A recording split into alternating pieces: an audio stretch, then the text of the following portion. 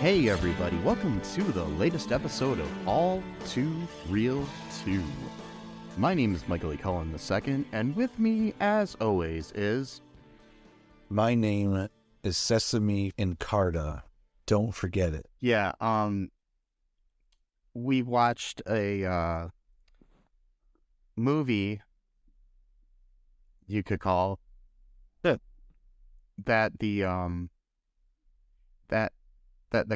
hurt my head.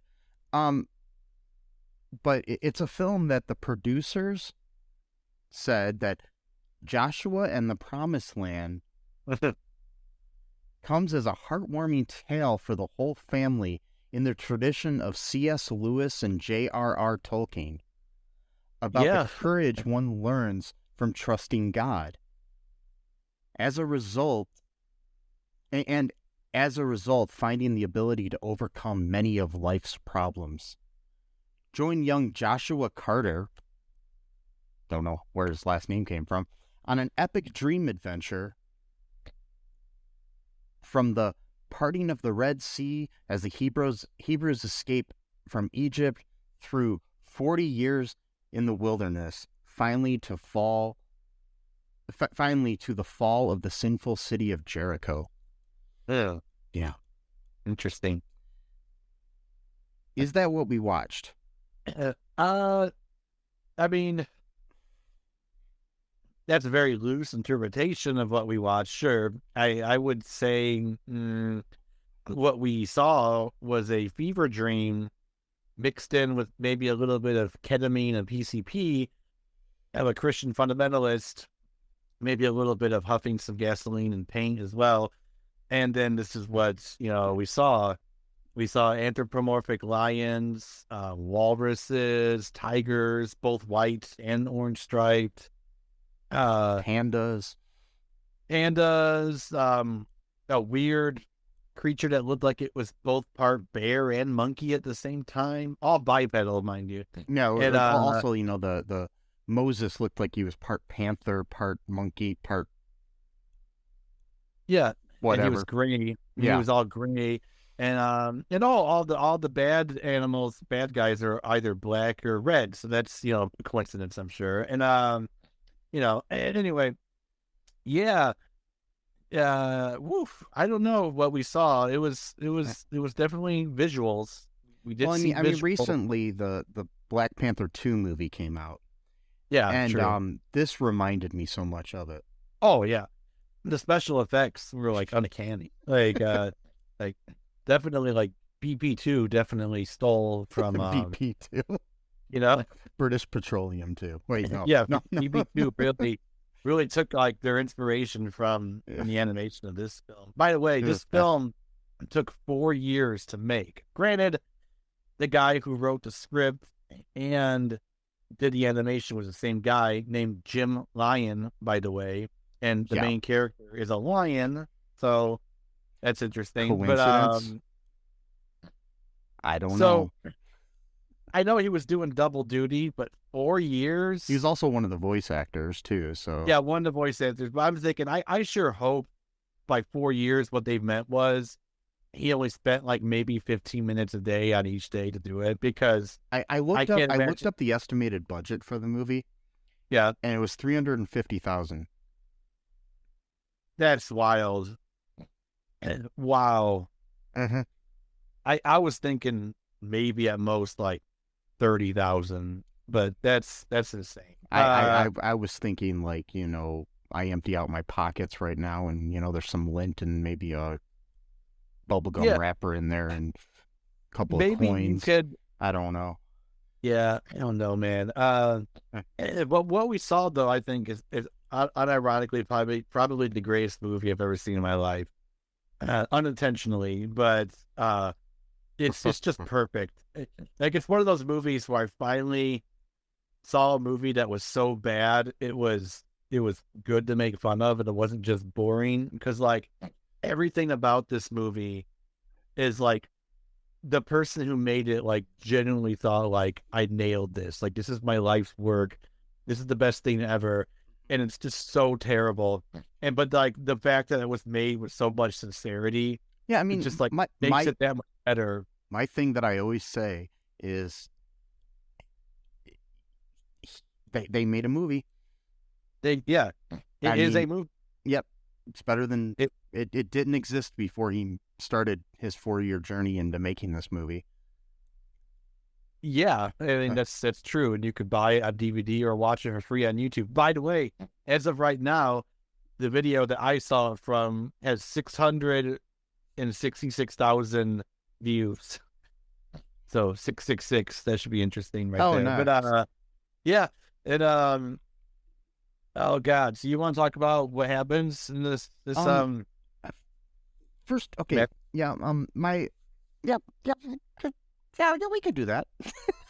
Well, you wouldn't give your general thoughts. You want to do that? I'm just trying to think of what my general thoughts were, because my general thoughts is like it was an hour long, less than an hour long, and it felt like it was like longer than something by C.S. Lewis or J.R.R. Tolkien. Well, that was intentional because of the whole 40 years in the desert thing. It was supposed to feel like you were, that you were there. I would have been more impressed if it took him 40 years to make the movie. Yeah, me too. Meh. Jim Lyon knew what he was doing. It was all planned, He knows what he's doing. Yeah, so like, I mean,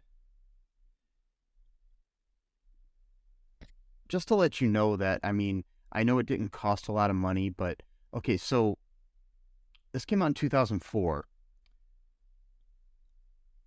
Ice Age came out in 2002. Madagascar in 2005. Dinosaur in 2000. Shrek in 2001. Shrek 2 the same year as this movie. Hoodwinked 2005. The Incredibles 2004. Finding Nemo 2003. Monsters Inc. 2001. I'm just looking up CGI movies that came out around this time. Yeah.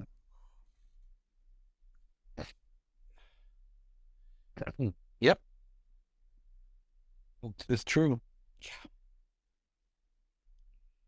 I mean,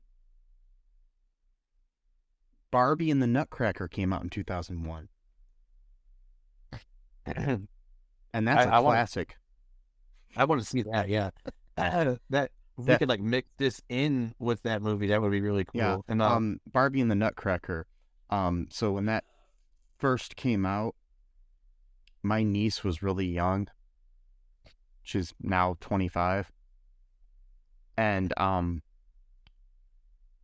remember her watching it a few thousand times. And the way the sound was in it, anytime like music played, it blew your eardrums out. But the dialogue was so low you could barely hear Barbie talking. So yeah. I'm pretty sure it was that one. It was one of these Barbie movies, but yeah. So yeah, but anyways, similar thing happens in this movie at times. But yeah, so let's get into the plot here. What happens? I'll let you kind of walk us through this to begin. Yeah, because I'm itching to talk about this. So the movie begins with some water, great effect of water, and the sound effect, all perfect. And then for the logo, and then we go in, yeah, the logo, which the sound looks like just some regular font they got from like Microsoft Word or some shit. And then Fountain Distribution or something like that. And then or Fountain Films. And then we see Joshua, our hero, playing with like some wooden sword, making these weird grunting sounds as he's doing it. He's a child lion. Yeah, he's a child, and he's like running anthropomorphic lion. Yeah, bipedal, and as he's doing this, there's like picture on the wall, or like a moving picture of a wall of like another lion with the sword fighting something, and I think that's a TV. Huh? I think that's a TV. Oh yeah, TV, and he's, I guess, reenacting what he sees on TV or whatever. Yeah. And then, his dad walks in the door, and he like throws his sword away for some reason, and he's like, "Hi, Dad," and his dad just like, "Pick up your stuff, Joshua," and then he like walks away into like the kitchen, and he's like, "Ugh." Okay, they're like immediately his parents just start getting into an argument. Mind you, they're arguing about like regular like human things, even though they're both all lions. And like she's like, "Oh, you said you're gonna clean out the den. Oh, their house is a den. You get it because they're lions. Oh, the lion's den. Yeah. Even though it just looks like a regular house, like there's nothing in it that like screams lion. There was no purpose whatsoever for these characters to be animals. No, there's nothing at all. They just took a waste of time. And then and they're arguing is like, "You said you're all you care about is playing and working on that car of yours." And he's like, "Today's my day off. I do what I want." I'm like, okay, so we just got like an angry, bitter father figure here who just like cares about his car more than his family. He comes off as an angry drunk. He does. It looks like he's about to like abuse her because he growls and like clenches his fist, and he just walks away. And then Joshua like is scared and awkward, so he goes in the kitchen, and his mom runs into him, and she's getting all mad like, "Joshua, just get out of the way. I'm trying to fix dinner." So Joshua goes upstairs, crying basically because his parents are total pieces of shit. And then he goes in his bed to take a nap. And oh boy, this is where the movie gets really good. So we have essentially two narrators of the film, which I don't understand why that needs to be done.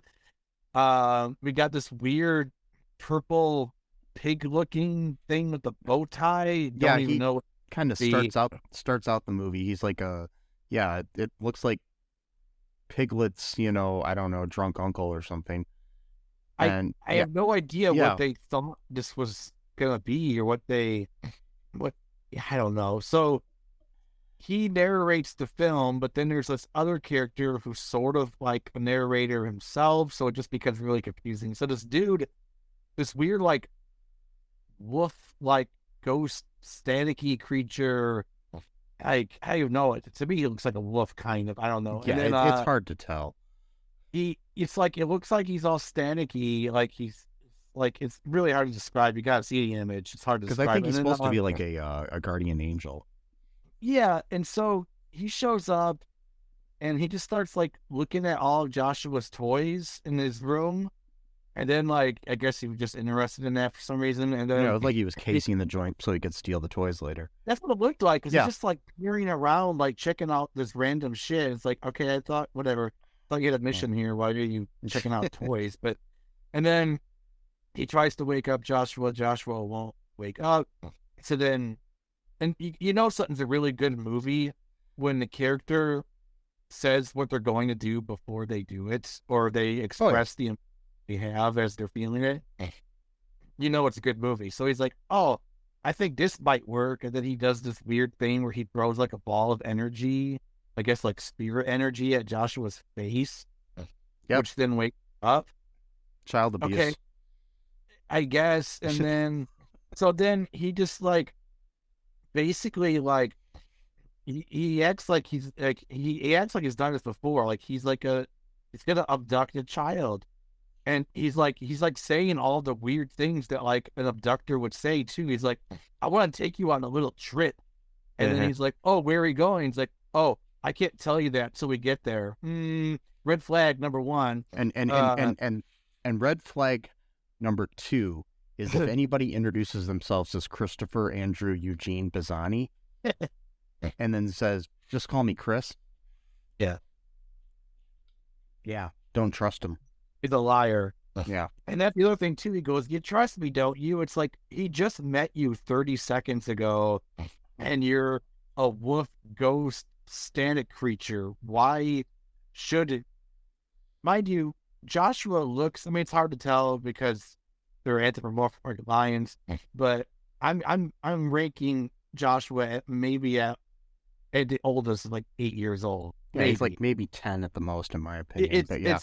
Yeah. The other thing too is that they're all like nude because he probably couldn't animate clothes on people because it would take too long or whatever. Yeah. So I mean, they don't show anything. It's just that they're just maybe that's why they didn't make them humans, because then they would have been just walking around naked humans. Yeah. So I mean, but other animals have genitalia too, so I'm not sure why that would make it whatever. And then, but yeah, I think it was mainly just because he didn't want to animate clothes; it would take too long. So he's like, yeah, sure, whatever. And then, so then Chris holds his hand, and they go through like warp speed or something into like the past, and we're seeing the moment where the Pharaoh and his army tried to catch up with the Hebrews. And then they're drowned by the Red Sea or the Sea of Reeds, according to some interpretation. And then it's where it gets really weird. I mean, it's already weird to begin with. So Joshua, just like 10 seconds ago, was nervous about going on this trip. Now that he's there, he immediately wants to like talk and to meet Moses. So yeah, but before that, there's like this big light of God thing or something. Oh yeah. And Chris says, humans can't touch that or whatever, even though you're not really human, but exactly. So you'll die or something like that. And he's like, let me touch it. He just keeps saying like, it's like I'm pretty sure Joshua is suicidal. No, he's definitely a psychopath and like a serial killer in the making. Totally, yeah, absolutely. As we'll see throughout this film. He gets used to his new life way too quickly, and and he kills animals at a young age, much like serial killers. So, well, he is an animal though, so I guess it's he's killing other animals. But, so, yeah. Well, yeah, true. So he wants to meet Moses, but he can't do that yet until Chris. I don't know how else to describe this. It's definitely not biblical as far as I know. Is that he takes Joshua's like spirit and puts him into the body of an adult male lion, and then just like does like a John Malkovich type of thing, I guess, and just like takes over, and like now he controls this lion's body, I guess. Like that's just him. The Joshua from the Bible. Yeah. So this is where it gets weird. All right, so this is where this is very much like a fundamentalist Christian film, or at least trying to be. But now we're introducing some really weird extra biblical stuff to it, because the Joshua character from the Bible is a real character from the Bible. Yeah. Whether or not he is a real person, I don't know, but he is a person in the Bible. And now we're being told that this kid, Joshua Carter, from our time, who has parents that argue with each other over stupid stuff, is put into the body of the Joshua from the Bible, but then becomes the Joshua from the Bible through the deeds he does. So does that mean that the Joshua from the Bible was just like a regular dude at first, and then the spirit of the child Joshua from 2004 entered into his body via a dreamscape, and then that is the Joshua that we read in the Bible? So is Joshua Carter from 2004's Joshua and the Promised Land animation film from Fountain Distribution and the Messianic Synagogue, that's who we're reading now about? I think that would be considered blasphemy by most biblical scholars. But hey, maybe Jim Lyon got a revelation from Moses or something to say it's okay to kind of do like a revisionist. Well, they maybe should have had the narrator who explained a bunch of things that didn't need explaining. Explain that to us, because the narrator informs the audience of obvious things. Yeah. Like he points out, this is a pyramid. It's like, yeah, we know. Yeah. Being enslaved is bad. He's like, oh, the Pharaoh army's about to be drowned. Like, yeah, we know. We see the water surrounding them. What the fuck? And then and that's how he talks too. He's like, this is a pyramid. Yeah, he's got this weird. By the way, he says "where" with a "where." I hate that. I immediately want to murder him just for that alone. Like, you got to have like perfect diction. Really, fuck you. Like, and then like you stupid purple pig bow tie wearing motherfucker. God, I can't talk. And so Joshua's spirit is now, or Joshua's spirit via the dreamscape is now in the body of Joshua via anthropomorphic bipedal lion. Yeah. Animation. And then immediately Moses like just decides to like make him his right hand man, even though he doesn't know anything about him. And, so my feeling is that this movie is actually just a sequel to Big. It could be actually. Yeah, because he did look a little bit like that Zortan or whatever his name was. Zoltan or whatever. Yeah, he did have that kind of like that rugged look about. No, yeah, but then, my thing is because Joshua becomes an adult. Yeah, when he really shouldn't be, and then does adult type things that he really shouldn't be doing. And, I mean, like he doesn't commit adultery like happened in Big, where the woman molester. But so don't worry, he wasn't a victim of that, but he did commit genocide as an 8-year-old boy. So I guess at least he wasn't, as far as we know, because he was there for 40 fucking years. That's the other thing too. So in an afternoon. There's like a whole Inception thing going on here, which is weird because this movie came out about 5 years before Inception, there maybe 6. Yeah, and so we get this thing where so obviously the Pharaoh and his army are drowned, but there's sharks in the water, which I don't remember the Bible ever saying anything about that. And then I don't even know if sharks even exist in that. That's one of the weird things about this movie and a lot of movies too, is that there's animals that are anthropomorphic and then there's animals that aren't in the same movie. It's weird. And like also, there's a big one later that I'll bring up, but it's just... Oh, yeah, totally. Yeah. And also, too, when the Pharaoh... By the way, the Pharaoh and his army are all black, so that's interesting. And then, and the Pharaoh's sitting down on his throne. Behind him is ancient Egyptian art of humans behind him, which is weird because a lot of ancient Egyptian art in real life, they'll have, like, depictions of cats in the background, but here... it looks like they're cat people and the humans are the background. So is the humans like the pets of the cat pharaoh or the cat pharaoh army? I don't know. They didn't animate any, so it's hard to say. And narrator didn't explain that, which again, that would be another cool thing to explain. So now I'm just picturing. Did you ever see the movie This Is the End or whatever? Yeah, I've seen the movie, yeah. And I'm just picturing Channing Tatum in a dog collar. That's right. That movie's so crazy. It's bizarre. And I gotta see that again. It's been a while. But so I mean, man, like I don't know, like so Joshua witnesses an entire army being drowned and eaten alive by sharks. And again, he's probably like 8 to 10 years old at this point, and he sees this. And Chris brought him on this journey away from his home, which home life sucks and everything, but pretty sure hearing your parents argue about like working on the car is not as traumatic as watching an army drown and being devoured alive by sharks when you're 8 or 10 years old. But then it's okay because the animation was bad, so it was fine. He didn't really see that much. So Moses immediately wants to make Joshua his right-hand man, and the only reason why is because he caught him a quail.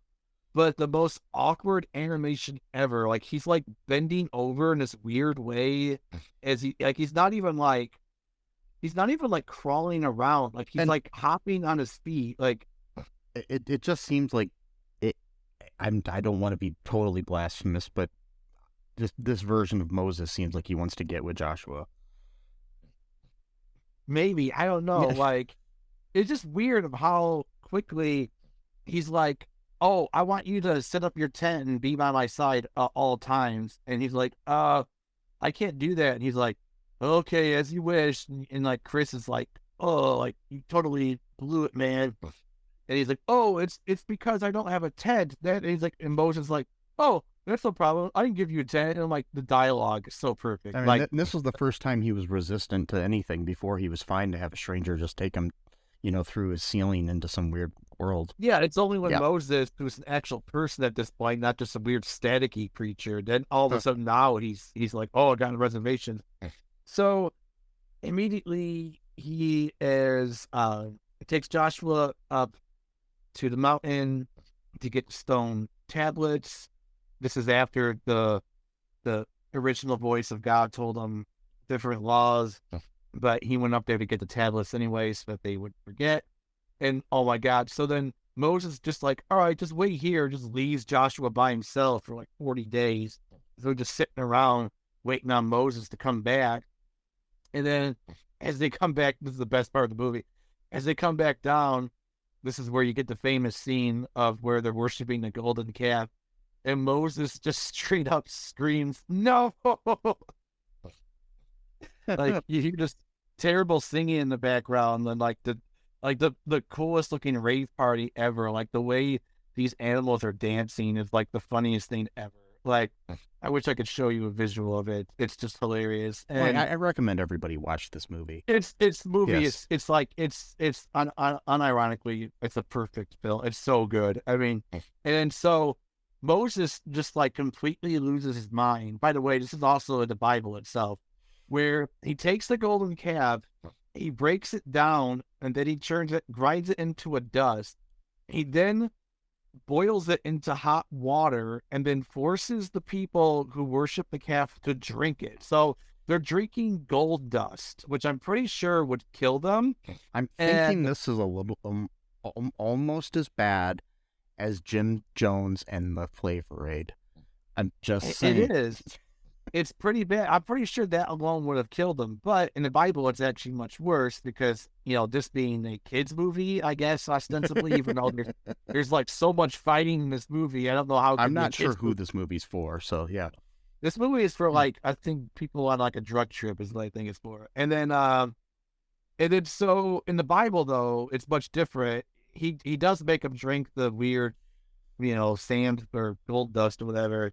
But then he makes the men who did not worship the golden calf to kill the other men who did worship the golden calf because they broke one of the biggest commandments, which is to not worship idols. But so my question is, if Moses was already going to command a mass execution, why did he make him drink the hot gold water first? Was that just like an extra layer of like barbarity or something? Like, yes. I mean, I'm guessing so. I mean, and for some odd reason, this book is allowed in schools. Oh yeah, of course. But a book with mice representing Jewish people and Nazis and talking about how bad Hitler was is not, for some reason. Yeah. Or anything with a drag queen or with like a gay character or a trans character. Yeah. Even if those characters are not bad, even at all sexualized, they're just regular characters in the book. Like, then that's like, our children can't read this. But hey, Moses telling people, oh, these people worship a different God than you, so you should murder them. But before you do that, make them drink this disgusting boiling gold water first and then kill them. Totally. Boiling gold water. He ran for president, didn't he? That's a good band name, Boiling Gold Water. Or like a song title or something. Yeah. And then, so again, Joshua's here to witness all of this. Again, he's like 8 years old. And then he's like, all right, I want you to now command my army. Again, he's 8 years old. He has not seen him fight at all. And he just decides to now lead his army against the Amalekites, who were one of the biggest enemies of the Hebrews at that time. They had a huge army, way more advanced than the Hebrews. More men, but also better weaponry, you name it.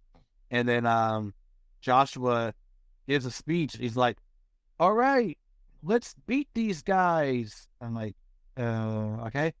And then he's like, okay, if God fights with us, then who can fight against us? And everyone's like, yeah.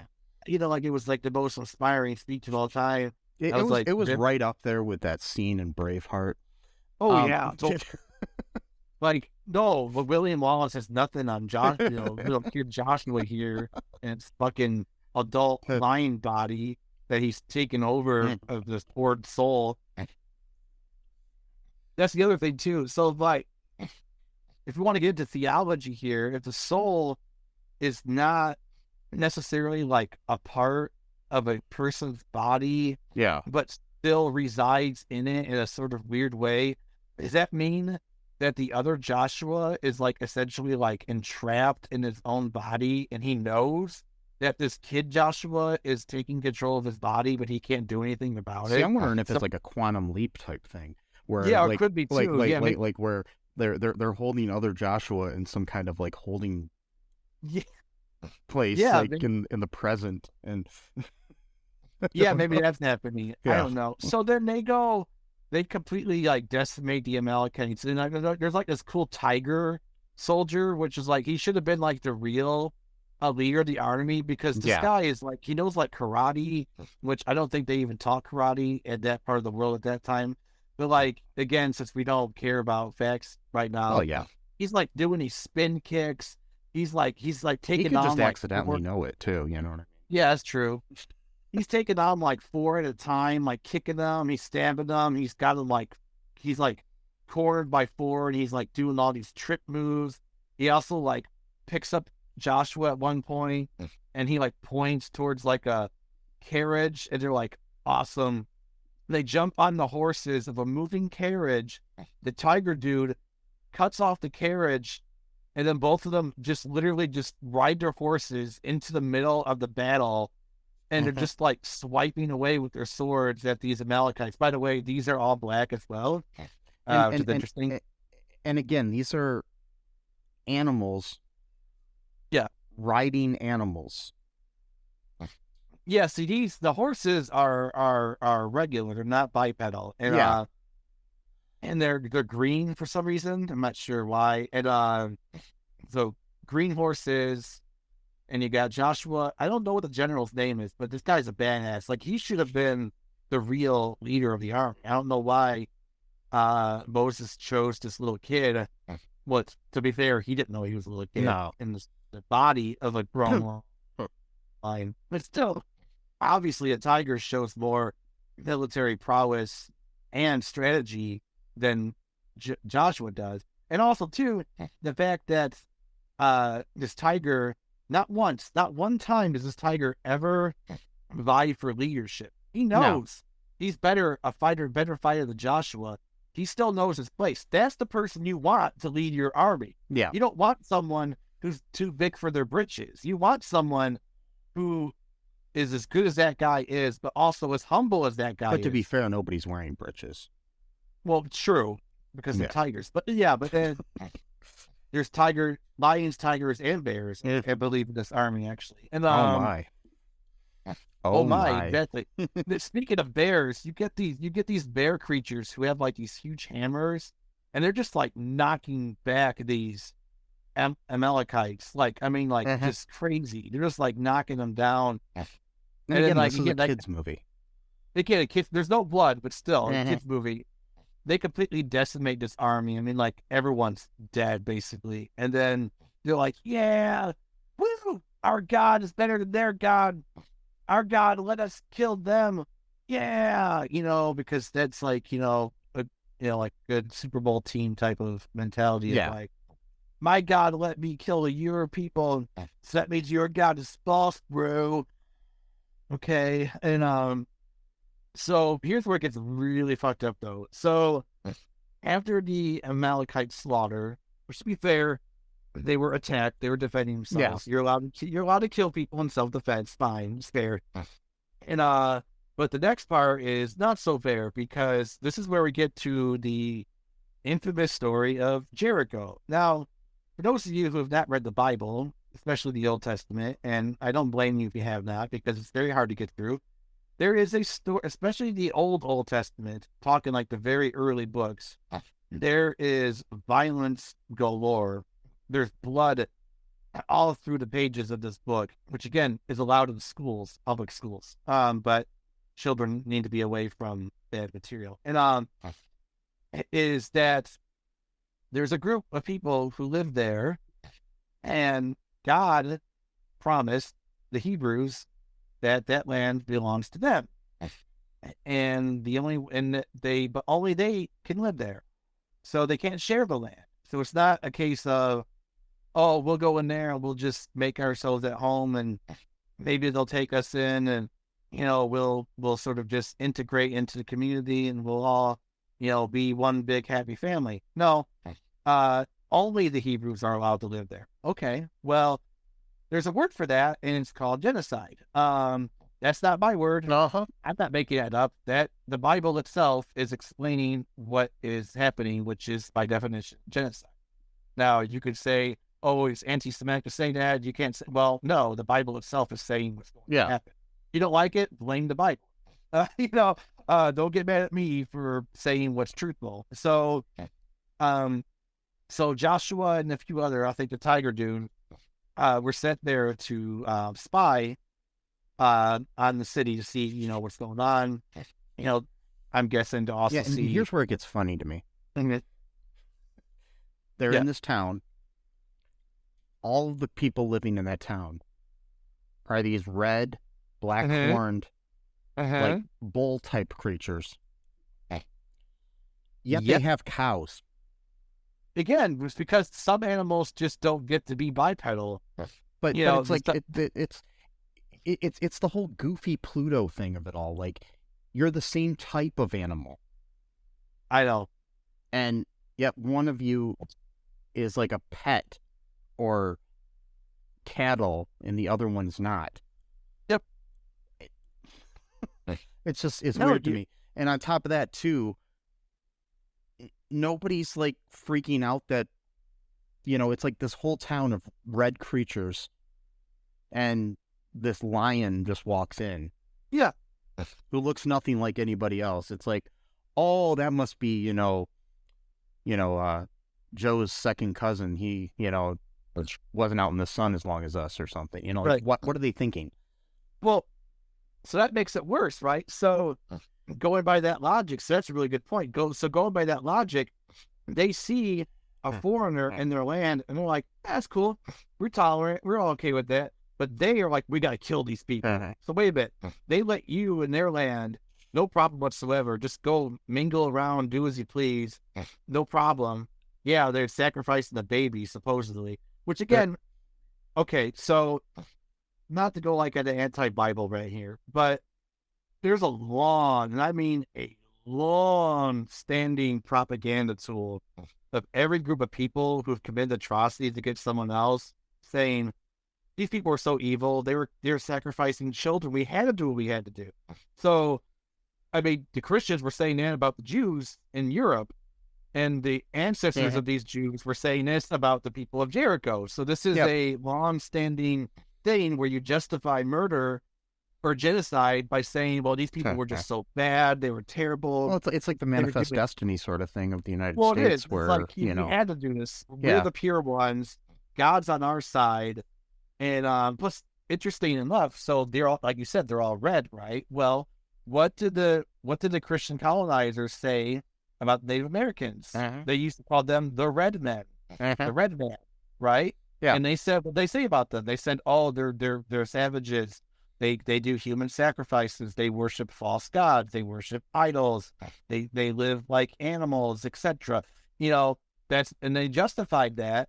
They used that to then kill these people, which ironically, including the children of these people, but their justification for doing so was saying, well, these people harm and kill their children. Yeah. So we need to kill their children to stop them from killing their children.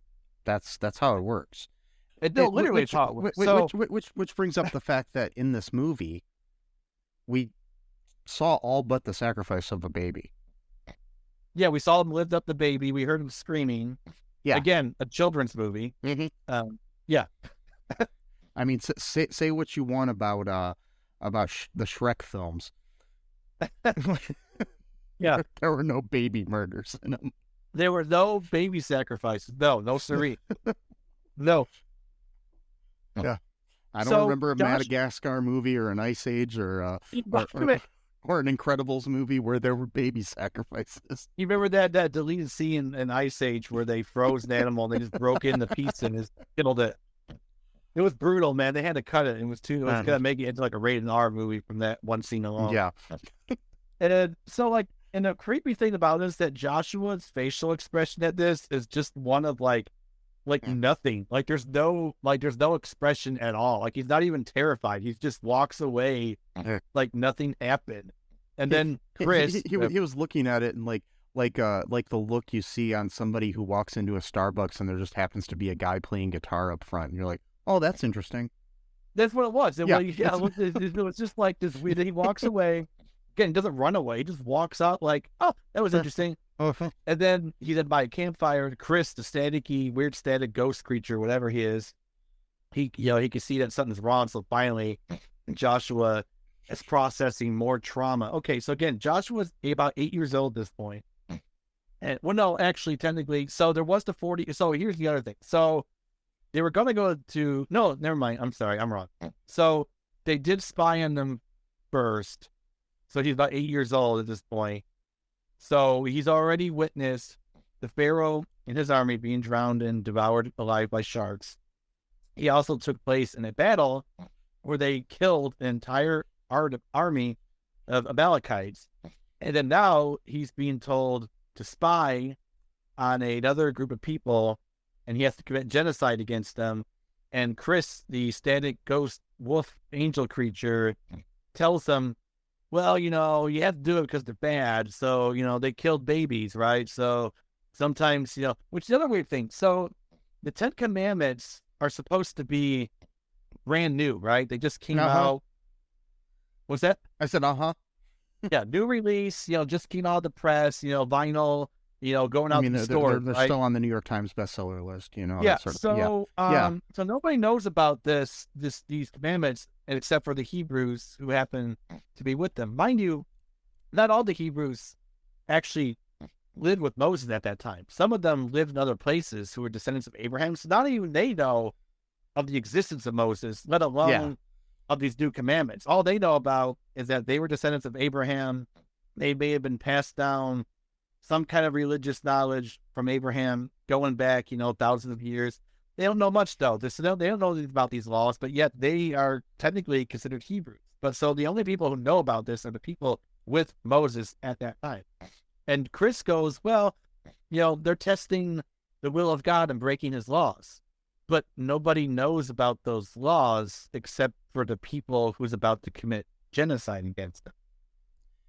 So they don't get a chance to follow the laws of God? Okay. Yeah. It's okay, that's interesting, but it's like all right. The laws only apply to certain people, I guess. Well, according to Judaism, the law, like all the 613 laws, only they, are required of Jews. Everyone else only has to follow 7. They call it 7 laws of Noah. So everyone else pretty much gets like easy street. All the Jews got to follow this huge, Yeah. And the whole thou shalt not kill thing of it all is like yeah. But they don't even get anything out of it. They don't even get extra rewards for it either. So it's not like, oh, we took the hard way out, we get better treasures. No, you don't even get that.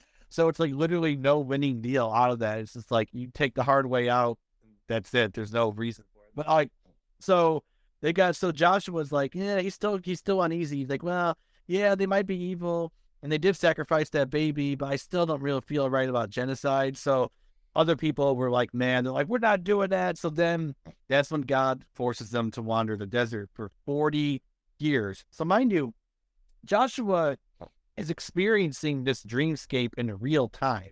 Yeah. So Joshua might only be asleep for maybe a half hour to an hour. He's experiencing 40 years of his life in a dream. Yeah, and then and then the next day he's got to go to social studies class or something. It's like he's probably gonna ace that test, mind you. And well, he definitely. I mean, I don't know. I mean, unless it's all just about the one portion of the Bible. Oh, true. Yeah, Bible. Yeah. It's Bible history class. He's gonna run. He's gonna be good, but then they'll be like, Abraham Lincoln, what? Yeah, like tell me about Joshua from the Bible. It's like, oh, I got this. Yeah. The only way he's gonna learn anything in the future is he's gotta, leap into the bodies of all these famous people, and then yeah, Chris can help him out with that, and maybe then one day wish that the next leap will be the leap home. Oh wait, I'm sorry. Good one. They should do that. Actually, they should do like a sequel where this Chris guy takes them into like the different bodies of different historical figures and just has them act out what they're supposed to act out, which then means though that those people aren't actually the people who did those things. It's Joshua who's living inside their body that's doing those things. But okay, maybe we should just limit it to famous people named Joshua. Yeah, Henry, just like Joshua Radin, like the guitarist musician from Scrubs, I'm no Superman.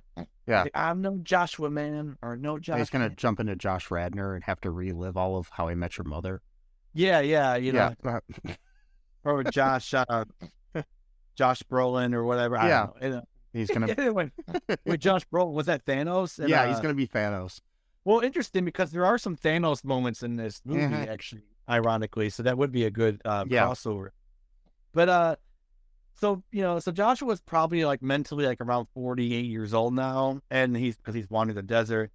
Finally, they've been thoroughly indoctrinated to believe that it's okay to commit genocide now. It took us 40 years to finally be brainwashed into thinking it's fine to murder an entire group of people who already live in another land, and we're just going to take it over and kill them all. That's the other thing too. So like most people, this is why like the Bible really like irks me, like the Old Testament at least. Yeah, I know Jewish scholarship, tends to kind of whitewash it a little bit, like, technically, it didn't really kill people. It only says that in the Bible, blah, blah, blah. I'm like, okay, but the fact that it even says that happened, that's still problematic. Whether or not it really happened, that's fine, that's academic. But, like, people who read this believe this was true. And nobody ever thought to disabuse them of that notion. So that's... Well, and it's like the thing with humans is we don't want to see our heroes kill people. Yeah, like even watching like a TV show or something, and you start to think that your main actor or group of people in the show are gonna have to murder somebody. You're just like, but they're the good guys. But well, that's the thing too. And again, it doesn't make it's not even an issue of them. Like, even Chris is, like, he's sitting there trying to literally, like, brainwash Joshua into accepting. That's the thing, too. In order to commit genocide, you have to be brainwashed into thinking it's okay. Because most people, unless you're just, like, a raving psychopath serial killer, aren't going to just, like, immediately think that it's okay. Like you're going to need to be taught why that act should be done. And it's usually based off of lies. And so, again, like, the baby sacrifice thing, again, this goes throughout all of history. Every time a group of people wanted to attack another people, they always said that they were doing something to children. Now we get the QAnon people. Same thing. It's the same story every single time. It's the blood libel of it all. Yeah. It is. The blood libel just goes back just thousands, perhaps even millions of years to some degree. And, I'm not trying to make this historical thing, but it's just, what is historical film, even though it's ridiculous. But, and so these people didn't pose any threat to them. They posed no harm whatsoever.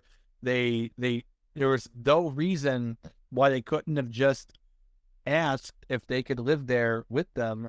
And then at that point, if they're like, no, you can't stay with us, and now we're going to attack you for even asking, okay, now you can fight them because it's self-defense. But to just be like, no, we're not even willing to share the land that someone else already lives in. We have to kill them all and raise the entire city into rubble and just build. Because that's the other thing too. The Bible literally says that no living creature was allowed to be left alive. Like, they had to completely burn the entire city to the ground, even kill animals. Because there is a 14-minute deleted scene from this movie. Oh, really? Yeah, I found online. And found somebody talking about it online too. Wow. So a couple of the guys on Joshua's team and Moses' team go to the city when they're spying. Yeah. That aren't Joshua or Chris. They're just like these two random creatures. They go to the city and they're looking for somewhere to stay while they're in the town. They go to a brothel. And there's a prostitute who basically offers them, doesn't say the words, but basically says, well, you could have some more fun. I completely see why they deleted the scene, and then she harbors them there. And keeps them there. They don't, partake of her services. But yeah, it's really weird. And then like the king's guards come looking for the spies, and she distracts them by basically offering the same thing to them.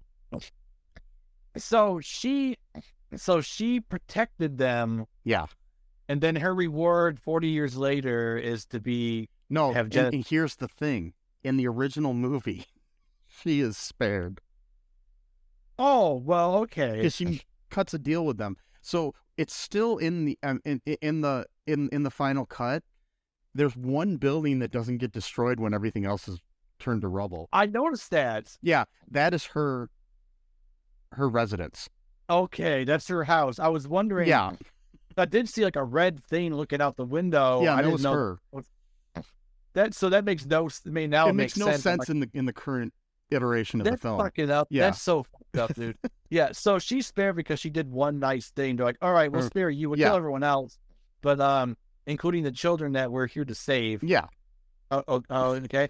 And but yeah, I mean, that's where the story comes from. I mean, Joshua commits genocide, and again, Jewish scholarship says, well, it didn't really happen.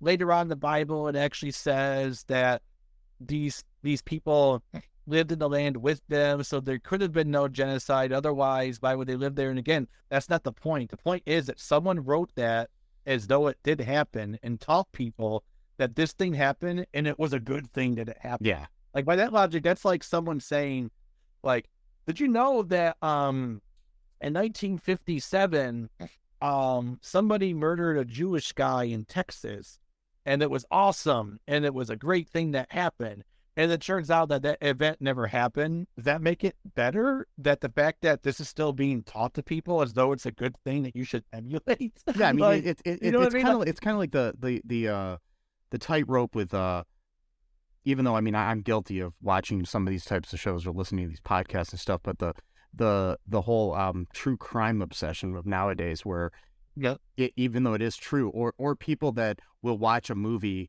fictional or not, that glorifies or they identify with like somebody watching the Joker and identifying with the Joker. Like, yeah. Which is not really what the point of the movie was. But a lot of people watch it, and that's the way they see things. And somehow that's okay because it's fictional. No, the point of the Joker was to show how society can break a man. Yeah. But you're not supposed to identify with, or I mean, if understanding him, and you do identify with him in some parts, but to like identify him to the point where you see him as the hero. Right, because what you're supposed to get out of it is like, oh, society broke this man to the point that he became this monster. Maybe we should be better to people. That's what you're supposed to get out of the movie. Yeah, or like a movie that highly influenced Joker. Like if you watch Taxi Driver and you think that Travis Bickle is the hero, you're missing the point too. Way. You know what I mean? Yeah. Well, because he ended up killing the guys that were gonna pimping out that girl or whatever. But still, he's not the. It's more society that's the villain, and he's like one of the conduits of society. Yeah. Plus, he was not innocent himself. He was stalking that girl. That's what I'm saying. That's why I'm saying it's society that influenced him. Same as the Joker. But that's for another podcast. So oh my God. Oh my god! But yeah, so we get this end where there's like this big, like, head or something in the sky when we're back in the town. Well, angels broke down the walls with their. It was just too confusing, the animation. I couldn't figure out what the hell I was didn't understand what's going on. These angels show up and they break. Also, too, I think this is also from the Bible.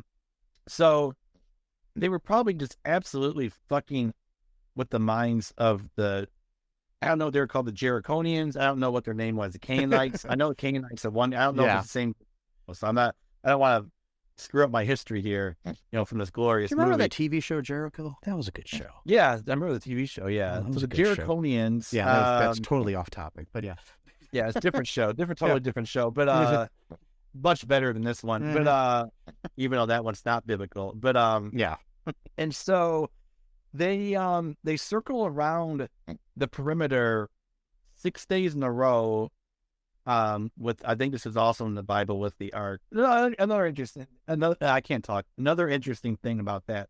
So Moses makes the people drink the golden boiling water, or the boiling gold water, if you will, for worshiping the golden calf. And almost immediately they build this thing called the Ark of the Covenant, which always has to be carried around in battle, because they believe that, like, the Spirit of God resides within that thing.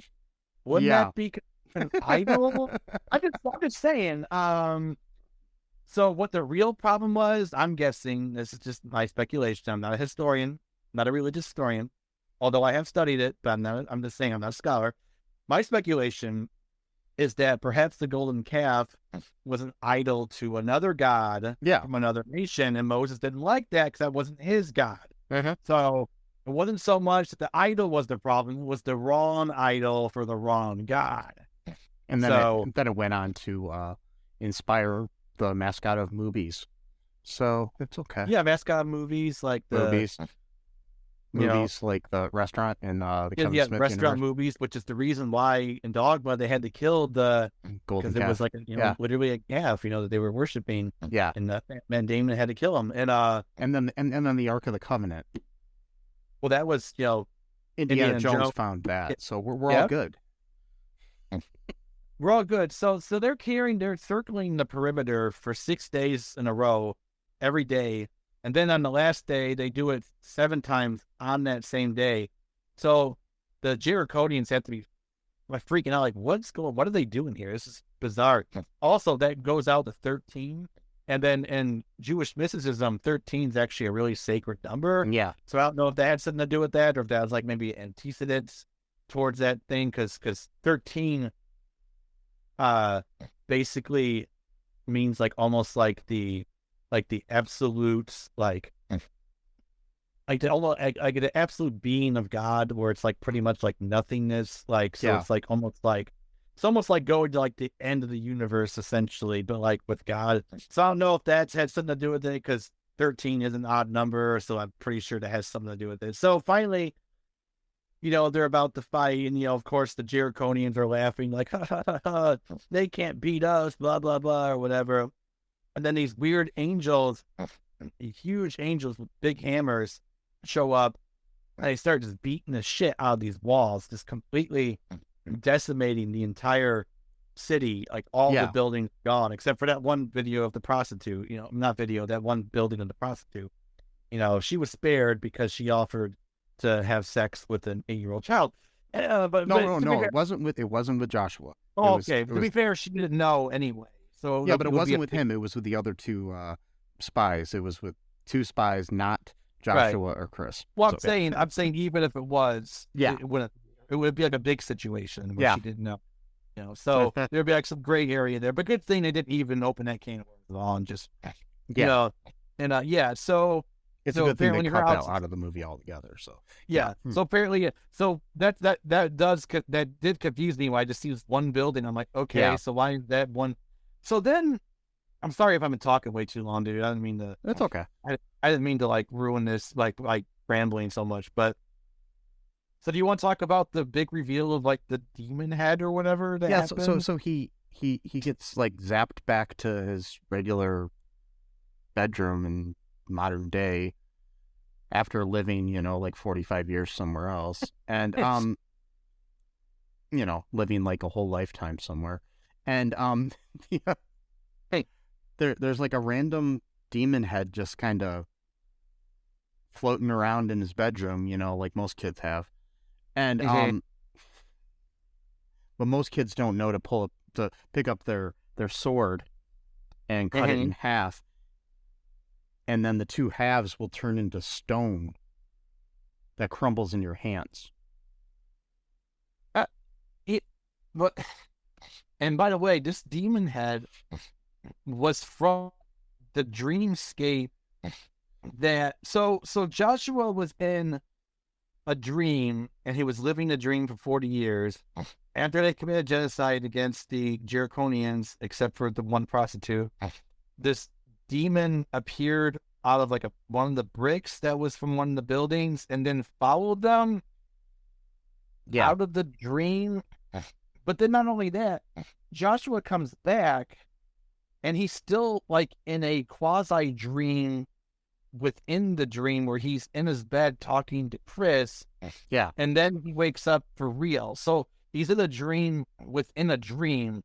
And then the demon head followed him from the dream into the real world. Yeah. Somehow in physical space.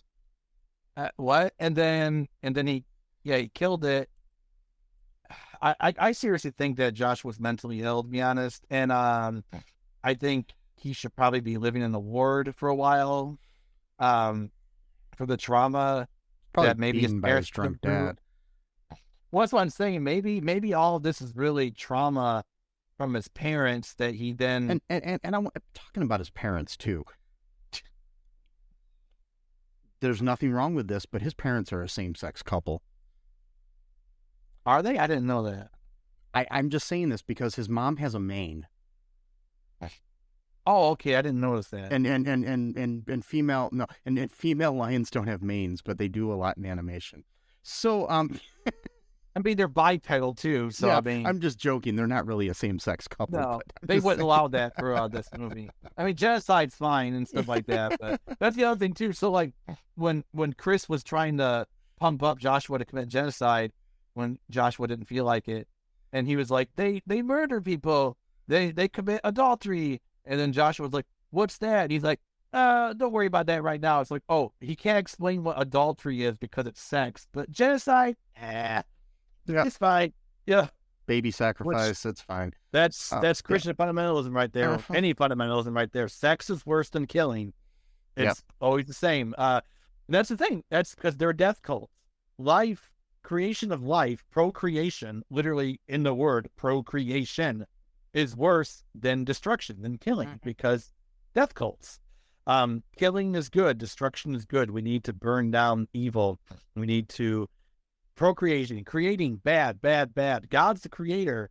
We don't want to be like God. We want to be like the enemy and kill. So, okay. Anyways, the end of the movie. Sorry. I know. Chris's parents are like fighting at the dinner table. And so then Chris comes down and they're like, sit down, Chris. And then he has a smile on his face. And so then they have a smile on their face and they all apologize for yelling at each other. Yeah. With no explanation as to why, just because Josh is smiling. That's how the movie ends. And my only loose interpretation of that could be that maybe Joshua was just carrying himself with a bit more confidence, so maybe they responded to like his body language. I don't know. That's probably reading way too much. But it doesn't explain how it helped the parents' marriage. No, it doesn't. And that's the other thing too, because they're like, oh, now that Joshua has courage, I'm like, but Joshua just went down to sit down for dinner. What courage is there? Maybe his mom's a bad cook. I guess maybe that's what they. I mean, because like, what courage was there to just show up for dinner? And they're eating animals that were like their neighbors, and that's why he needed the courage. Eating their neighbors, cannibalism, and so you're telling me that Joshua had to enter a dreamscape for 40 years where he committed genocide against unsuspecting and unthreatening people, And he also killed the whole army of Amalekites. Granted, self-defense, that's fine. Yeah. And then also witnessed the Pharaoh's army being drowned to death and eaten alive by sharks. Also, he could have the courage to fight a weird demon head with a wooden sword and then go downstairs and save his parents' marriage to eat dinner with them. Yeah. Okay, so, I guess. So my final thoughts here, and this is not my thoughts, they're actually something I found online about this movie. And it's just a comment about Chris. Or Christopher whatever. Yeah, what's his name? Yeah, guy with the million names. Anyways, this person says, okay, so Chris encourages Joshua to come with him on a journey and refuses to tell him what it entails. Only that it will be fun. Said journey winds up starving him, nearly killing him several times, forcing him to kill, forcing him to wait in solitude for 40 days without food or water, and condemning him to spend 40 years walking a desert before Chris finally complies to Joshua's request to take him home. This is a kidnapping. Yeah. That took 40 years. A 40-year kidnapping where violence was involved. A lot of violence was involved. Starvation. I mean, that's another thing too. So this movie also, it was really creepy in a lot of ways too. Chris, for one thing, Chris is just creepy no matter what. But so many things Chris said in this movie are like giant red flags. I wonder if they're trying to like almost like incept into like the people's minds to like like carry out their lives in this way, but not really realizing that's what they're doing. So for example, you know, Chris is telling him, hey, let me take you on a little trip. I can't tell you where we're going till we get there. You trust me, don't you? He's known him for 30 seconds after throwing a giant energy ball at his face. I mean, the only thing he needed to do was like, instead of traveling through the ceiling, was have a white paneled van with some puppies or candy inside. Yeah, exactly. Yeah. So not only that, so that's already giant red flag. But then later on, shortly after that, actually, Joshua wanted to meet Moses. I don't remember something. And then he goes, listen, kid, sometimes a no means a maybe. I'll grant you that. I'm like, whoa. Okay. So like, wow. Like, yeah.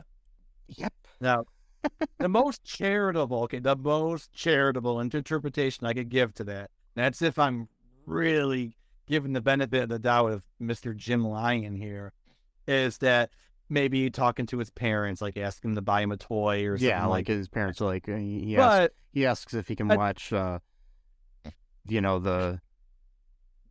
whatever the Lion World equivalent of Teenage Mutant Ninja Turtles is in the afternoon, and it's like, oh, you got to do your homework first, but you got to kill a demon head, came back, your dad's working on the car, a demon head's screwing it up, you got to go kill it. Dad can fix his engine. It's always fucking up the engine, damn demon head. Okay, Mom, get my wooden sword. That's what happened in my dad's car last time. He had to have it looked at. There was a demon head inside the... There was a demon head in there? Yeah. I mean, it happened. And then the thing is when the demon head gets bad, you got to order a new one, and usually they have to send it from Japan or something, and then you're like, it's like... Or they got to get Chris to deliver it from 5,000 years ago. He's got to go through a dreamscape. He's got to go to a dream within a dream. Joshua, mind you, Joshua's probably in his 50s at this point, just absolutely terrified for his life, and one like crazy experience after the next. He's probably on like 5,000 milligrams of like Seroquel or something like shit like that. And he's gonna need therapy for sure. Oh, totally, definitely. There's no doubt. I mean, there's absolutely no doubt about that. Hopefully, he doesn't get like a fundamentalist Christian therapist, because he's just gonna like tell him it was great what he did, and that's just gonna feed into his mania. But like, as long as he's not lying to his therapist, not lying to us exactly. But man, this movie, wow. Yes. I honestly, I'm gonna try to find this dude's email address or Facebook or whatever. I'm gonna write to him. I'm gonna absolutely beg him to make a sequel to this movie. Like, I'll even put some money towards it. If I make some money, I'll actually put like $100 or something to it. Like, Yeah. please, I'm begging you. And don't get a team. Do it all by yourself like you did last time, because the magic won't happen unless it's all gonna come in your mouth from your mind. Like, Oh, Joshua and like the broken land or something, or like something bad happens and he has to go back, or who knows, and we'll let him figure it out. I just want to see what he comes up with. Yeah. So, anyways, I recommend people, just read the Book of Joshua, and and then watch the movie. Yeah, because you don't want the movie to spoil the book for you. And I'm pretty sure the book does not have anything about other people's spirits being put in the body of Joshua. Nope. And it all being a dreamscape. Nope. There's no anthropomorphic lions or panthers or whatever in it either. Nope. Anyways, any other thoughts here before we wrap things up? No, I'm all exhausted just from talking about. This is a long one. Anyways, folks, just remember to kill your demon heads, and say no to the prostitute in Jericho. And say no to Jericonian prostitutes. Also, don't drink the boiling gold water. Yeah, don't vote for Barry Goldwater. And well, he's dead, so yeah, I don't think he could become president. Anyways, so ship sailed on that one, huh? So wow. It sailed on the Goldwater, and so be good to each other. That's one thing, and